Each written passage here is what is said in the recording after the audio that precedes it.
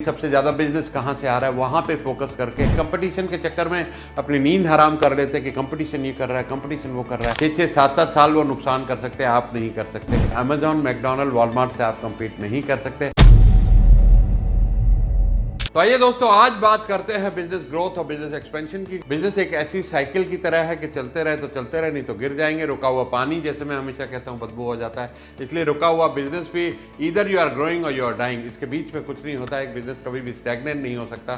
तो आइए इस वीडियो के जरिए कुछ स्ट्रेटजीज की बात करते हैं कि how to grow your business and always keep on expanding your business. Normal इसमें यह है दोस्तों कि अगर आपका इंडस्ट्री, जिस भी इंडस्ट्री में आप फॉर एग्जाम्पल फार्मा में है या कोई भी इंडस्ट्री में है, अगर आपकी इंडस्ट्री 20% बढ़ रही है तो आपको 20% तो बढ़ना ही बढ़ना है। ओवरऑल इंडस्ट्री, अगर सब कंपनियां 20%, अच्छी कंपनियां 20% बढ़ रही हैं, अगर आप 20 के बजाय 30 और 40 बढ़ सके तो बहुत बढ़िया, सोने पे सुहागा। अगर 20 से कम बढ़ रहे हैं तो कहीं ना कहीं प्रॉब्लम है, your business is dying and you need to sit down and understand कि इस बिजनेस को कैसे मैं ग्रोथ की तरफ ले जा सकूं। अपने बिजनेस में हमेशा न्यू प्रोडक्ट और सर्विस अगर ऐड होते रहेंगे तो बिजनेस की ग्रोथ होती रहेगी। जैसे मैं एक कोच और ट्रेनर हूं और इस टाइम मेरी कोई ऑनलाइन 12 से 15 ट्रेनिंग्स बिल्कुल अपलोड हो चुकी हैं और इस साल में मेरा टारगेट है कि 30 टॉपिक्स के ऊपर मैं अच्छी खासी पूरे दिन की ट्रेनिंग्स कंडक्ट करूंगा और वो सारी ऑनलाइन अवेलेबल होंगी। तो अपने आप में एक MBA कोर्स हो जाएगा और उसके बाद भी करता रहूँगा इम्प्रूवमेंट और नए नए ट्रेनिंग्स को। इसी तरह से आपका अगर जो भी बिजनेस है उसमें नए नए प्रोडक्ट एक्सपेंशन, हमारा ई-कॉमर्स बिजनेस है जिसमें हमने 1.5-2 साल तक सिर्फ प्योर और कोल्ड प्रेस ऑयल्स किए।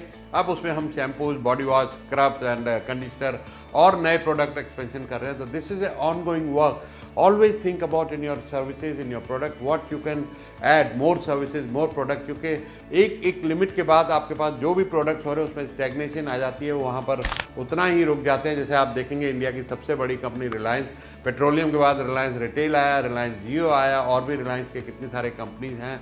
तो ये एक बिजनेस स्ट्रेटजी का हिस्सा है कि आप टाइम टू टाइम एक्सपेंशन और स्ट्रेटजी को लगाते रहें। नए नए प्रोडक्ट और सर्विस इंट्रोड्यूस करना बहुत ही एक अहम हिस्सा है एक बढ़ते हुए और एक अच्छे बिजनेस का। Scope is unlimited. आपको उदाहरण के तौर पे अगर बात करूं तो तजुर्बा हमने 2018 में शुरू किया तो पहले 8 चैप्टर्स हमने दिल्ली NCR में बनाए, ईस्ट दिल्ली, नॉर्थ दिल्ली, फरीदाबाद, गुड़गांव। इस तरीके से हमने इसको यहाँ पर एक बेस फाउंडेशन बनाई। तो we are expanding in all other cities. तो हमारा गोल है कि 1 करोड़ मेंबर तजुर्बा के 1 करोड़ कम्युनिटी बनाएं जिसमें skilling, learning, funding, incubating and community commerce एक ही जगह हो।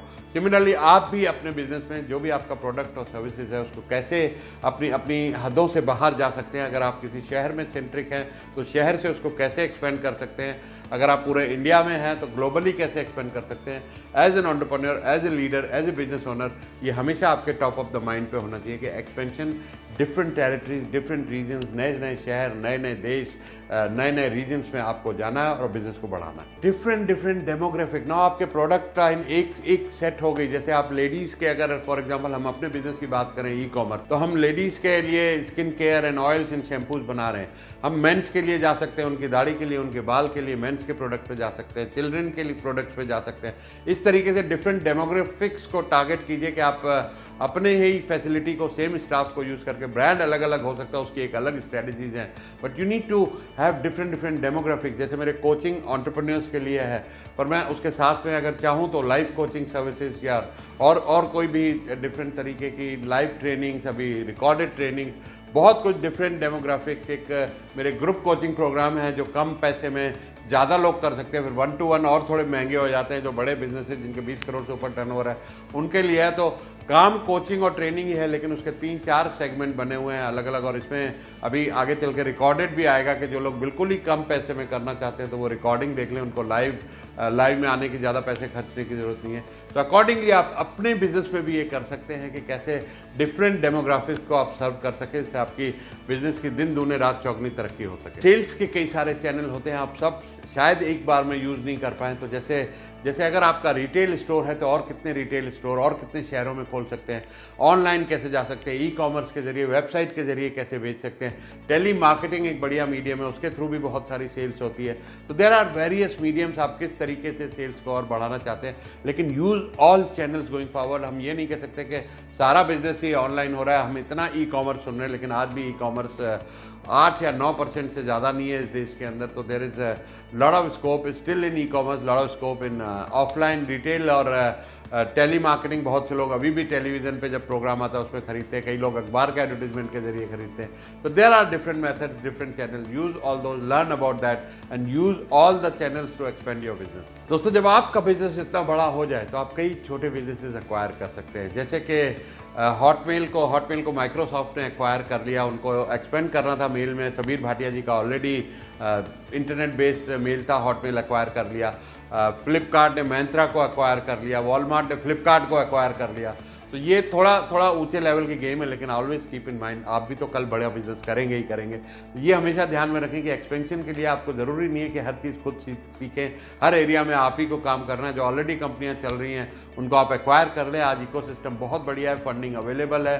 सो M&A, merger and acquisition is a very effective way to grow your business. दोस्तों, एक वैल्यू प्रोपोजिशन होती है बिजनेस में, वो जरूर इस्टेब्लिश कर ले कि आपके बिजनेस की वैल्यू प्रोपोजिशन क्या है। जैसे वॉलमार्ट प्राइस के ऊपर खेलता है, क्या आप प्राइस में लोएस्ट हैं सबसे ज़्यादा अपनी इंडस्ट्री में, या आपकी क्वालिटी सबसे बढ़िया, किस सेगमेंट को आप केटर कर रहे हैं, आपकी वैल्यू प्रोपोजिशन, आपकी USP क्या है। आप ब्लू ओशन में ऑपरेट कर रहे हैं, रेड ओशन होता है जहाँ प्राइस कंपटीशन है, वहाँ पे शायद आपके लिए मुश्किल हो वॉलमार्ट, अमेजॉन जैसे प्लेयर्स के साथ कंपटीशन करने का। तो you can have better strategy where आप हाई वैल्यू चीज़ें बेच रहे हैं। जैसे कि एक हमारे पहचान वाले हैं, उन्होंने यहाँ गुड़गांव में एक बर्गर की चेन शुरू की है, लेकिन उनका बर्गर 500 रुपये 600 रुपये का बर्गर है। वो मैकडोनल्ड से कम्पीट नहीं करें, क्योंकि अमेजॉन, मैकडोनल्ड, वॉलमार्ट से आप कम्पीट नहीं कर सकते। उन्होंने एक स्केल हासिल कर लिया, वो वाले प्राइसेस जो जिस तरह की उनकी परचेज सस्ती हो जाती, जो उनके पास डीप पॉकेट्स हैं, 6-6, 7-7 साल वो नुकसान कर सकते हैं, आप नहीं कर सकते। अपनी वैल्यू प्रोपोजिशन को पहचाने, अपनी USP को पहचाने कि आपकी स्ट्रेंथ कहाँ पर है, आपकी प्राइसिंग स्ट्रेटजी क्या है, आप ब्लू ओशन में हैं या रेड ओशन में। इन सारी चीज़ों को मद्देनजर रख के अपनी ग्रोथ स्ट्रेटजी को प्लान करें। दोस्तों, एक 80-20 रूल है, परेटोज लॉ, जिसमें आपका 80% बिजनेस 20% कस्टमर से आता है। ये आप हर बिजनेस में देखेंगे, अपने बिजनेस में भी। तो अपने बिजनेस में सबसे ज़्यादा प्रॉफिटेबल सेगमेंट, सबसे ज़्यादा रेवेन्यू जनरेटिंग, सबसे ज़्यादा बिजनेस कहाँ से आ रहा है, वहाँ पे फोकस करके अगर आप बाकी का जो जिसे बोलते हैं कट द फ्लैप, अगर वो एरिया कट डाउन भी करना पड़े तो उसमें घबराए नहीं, क्योंकि यही आपको इतना कुछ दे देगा। इन्हीं पे फोकस करें। जैसे एक ज़मीन होती है, 100 एकड़ ज़मीन में अगर आपकी 40 एकड़ उपजाऊ है, 60 एकड़ बंजर है, तो कम से कम रिसोर्सेज, कम से कम टाइम में, कम से कम पैसे में वो 40 एकड़ से आपको ज़्यादा पैदावार होगी। 60 एकड़ पे आप सिरखोरी करते रहेंगे, टाइम भी लगाएंगे, पैसा भी लगाएंगे, लेकिन उतनी आपको प्रोडक्शन नहीं मिलेगी। इसलिए ऑलवेज आइडेंटिफाई कि आपके बिजनेस के कौन से एरियाज हैं, कौन से कस्टमर्स हैं, कौन से सेगमेंट हैं, which are giving you maximum revenue, maximum profit. So focus on that. दोस्तों, last but not the least, अपने कंपटीशन को जरूर ध्यान में रखें, क्योंकि कंपटीशन आपको कंपटीशन से compete नहीं करना है, खुद से compete करना है। आपने हमेशा अपने आप को बेहतर बनाते जाना है। बहुत लोग क्या है कि कंपटीशन के चक्कर में अपनी नींद हराम कर लेते हैं कि कंपटीशन ये कर रहा है, कंपटीशन वो कर रहा है। आपको वो ध्यान नहीं देना है कि कंपटीशन से आप उनसे कैसे compete करें, आप अपने को कैसे बेहतर बनाएं। ये ध्यान रखिएगा, कंपटीशन से compete तो करना है, प्राइस और सब कुछ अपने SWOT एनालिसिस तो करना है, लेकिन एंड ऑफ द डे आपकी जीत वहीं होगी जहां आप खुद ही को इतना बुलंद करेंगे कि खुदा भी आपसे पूछे आपकी रजा क्या है। तो दोस्तों, ये वीडियो आपको कैसा लगा जरूर कमेंट बॉक्स में अपने कमेंट दीजिए, अपना फीडबैक दीजिए। आपको और किस तरह के टॉपिक्स के ऊपर मुझे वीडियो बनाने हैं, आपके सुझाव बहुत अच्छे रहेंगे, बहुत लोगों के काम आएंगे, और मुझे भी बहुत कुछ रिसर्च करने का मौका मिलेगा। टॉपिक्स की मेरे पास कमी नहीं है, आपने बताना है कि आपको कौन सा टॉपिक पसंद है। और अगर ये वीडियो अच्छा लगा हो तो शेयर करें अपने दोस्तों के साथ, अपने एसोसिएट के साथ, जो लोग इस वीडियो से आप समझते हैं कि फ़ायदा उठा सकते हैं।